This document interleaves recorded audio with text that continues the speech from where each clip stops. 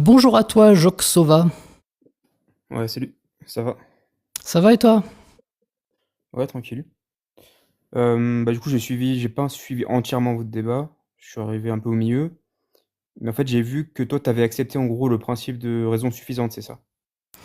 Oui, c'était. En fait, c'est plus pour pour pouvoir continuer la discussion, parce que personnellement, je suis assez peu convaincu par ces histoires de modalités, donc de nécessité et de contingence. Cela dit, je trouve que c'est intéressant, mais je trouve que c'est pas très pertinent pour décrire la réalité du monde. Donc, En fait, effectivement, pour pouvoir avancer, je lui ai dit ok, vas-y, on prend, mais je suis pas ouais. convaincu pour autant. Ok, parce que justement, un contingent, en fait, qui aurait pu exister ou ne pas exister, il n'y a pas vraiment de nécessité logique ni de vérification empirique qui prouve que un contingent a forcément une cause. Et en fait, il y a un truc qu'on pourrait appeler les faits bruts, qui serait en gros un fait ultime, par exemple l'univers ou l'espace-temps, qui pourrait être contingent, c'est-à-dire que logiquement, on peut imaginer un monde possible où ça n'a pas existé, mais malgré tout, ça existe sans cause, en fait, sans raison, sans Ouais, explication. c'est ça. Et en fait, un fait brut, c'est jamais, je sais pas, c'est pas un humain, par exemple, qui apparaît ou un animal qui apparaît. En fait, les candidats pour être un fait brut, c'est soit l'espace-temps lui-même, soit l'univers primordial, c'est quelque chose qui a toujours existé, par exemple. Ouais, mais à ça, on te répondrait que si ça a toujours existé, c'est nécessaire.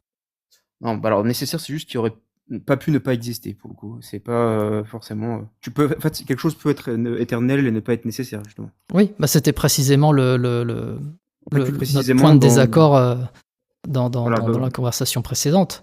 C'est-à-dire en fait, dire que quelque ouais, chose n'aurait pas pu ne pas, enfin, aurait pu ne pas exister tout en étant éternel dans le temps. Moi, je vois alors, pas, voilà, ça me pose pas de contradiction logique. Visiblement, lui, ça lui en pose. ouais, Et c'est ça. bon, Ouais. il a pas su me dire pourquoi. Après, ils ont des preuves pour essayer d'expliquer qu'un contingent ne peut pas exister sans cause. Mais en général, je trouve que ça marche pas. On les a un petit peu. Là, récemment, je les ai un petit peu étudiés.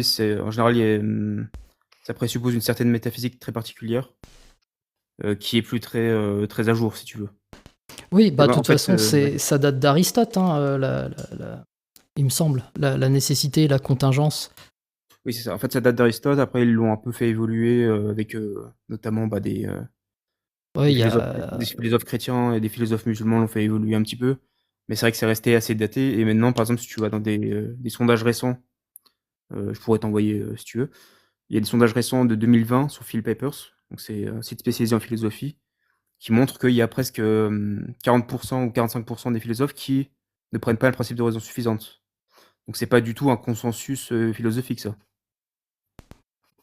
On va dire que c'est une hypothèse métaphysique qui est prise surtout dans certaines métaphysiques, mais qui n'est pas du tout nécessaire, quoi. ouais. Bah, tu sais, moi, ça me fait penser à, je sais pas si tu connais l'état de nature en Euh, philosophie politique. En gros, ce non. serait, d'après ce que j'ai compris, l'état dans lequel l'être humain serait lorsqu'il est sans aucune société, sans aucune structure euh, sociale pour le gouverner, Ah, une sorte d'état sauvage de l'être humain. bah, c'est pas Et, John Locke ou un truc comme ça. alors, je crois que c'est Rousseau qui Ah, utilise ce peut-être. concept-là. Et en Oui. gros, ce serait voilà l'état à partir duquel on fait un constat et on construit une philosophie politique. Voilà, comme l'être humain, il est comme ça quand il n'y a pas quand il y a pas de politique, alors il a besoin d'une société, il a besoin qu'on lui fasse tel cadre. Et au final, aujourd'hui, bah, il me semble, d'après ce que je sais, que la biologie nous enseigne que l'être humain est un animal social. Donc avant Mhm. que l'homme soit homme, il était déjà social. Donc cet état de nature n'a jamais réellement existé. Ça devient une sorte Mhm. de concept philosophique abstrait. Et je trouve que bah, du coup, la contingence et la nécessité sont un petit peu comme ces concepts. Ce sont des trucs un peu datés qui aujourd'hui n'ont plus tant de pertinence que ça. Alors, en fait, je crois que ça garde une certaine pertinence dans le sens où, par exemple, en philosophie des sciences ou ce genre de choses, ou philosophie du langage, ils vont te dire que, par exemple, quand tu fais une expérience de pensée, tu te dis si les choses auraient pu être différentes, ou par exemple, si telle cause n'était pas là, on n'aurait pas eu tel effet, par exemple. Bah, c'est de la contingence en fait. On se dit telle chose aurait pu être différente. Et en fait, ça reste des principes, bah, on va dire, très utiles pour réfléchir sur les choses, comment elles auraient pu être différemment, ce qu'on appelle des contrefactuels. Je sais pas si tu as déjà entendu? Oui, c'est ça, oui, oui, on imagine différemment. Pour autant, ça ne Ouais. veut pas dire que ce qu'on imagine est possible. Oui, oui, voilà, après ça peut être certains, par exemple, ont une hypothèse, enfin, ont pour théorie que tout est nécessaire, par exemple, que tout n'aurait pas pu, enfin, que rien n'aurait pu être différemment. Ça Ouais. existe aussi comme position. Moi, c'est pas ma position, mais D'ailleurs, ça ressemble plus à ma position personnellement, puisque moi je ah suis oui, oui. OK. déterministe, donc les Mmh. choses sont telles qu'elles sont et elles n'auraient pas pu être différemment que telles qu'elles sont.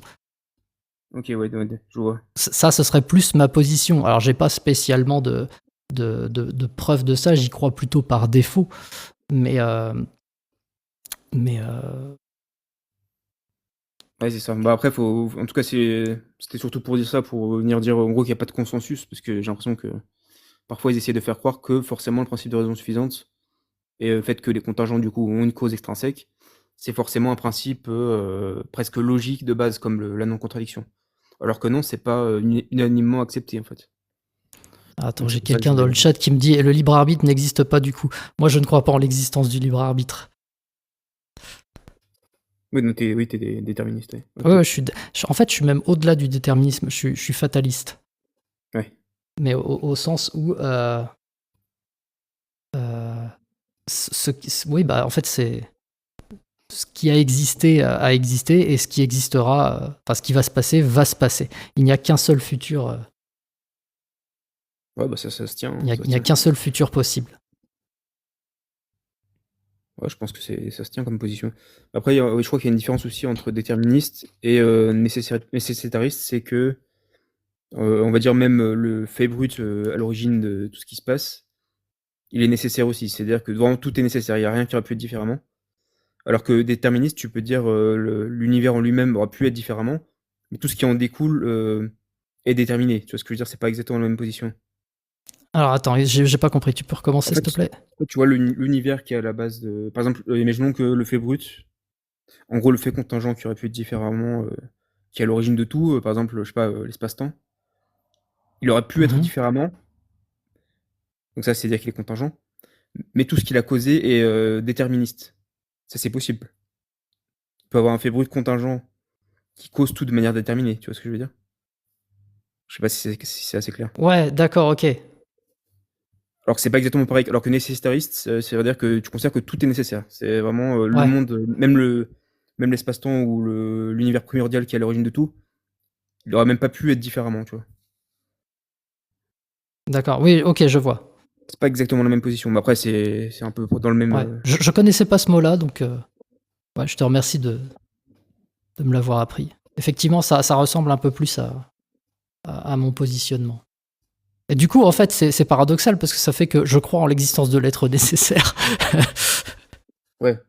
Après toi du coup, si tu crois que tout est nécessaire, la preuve par la contingence n'a plus trop de sens parce que toi tu Ah bah considères non, que c'est pas possible, ils peuvent pas la faire. est-ce que toi pour toi en contingence ça existe même pas en fait, en quelque sorte? Voilà, c'est ça. Ouais.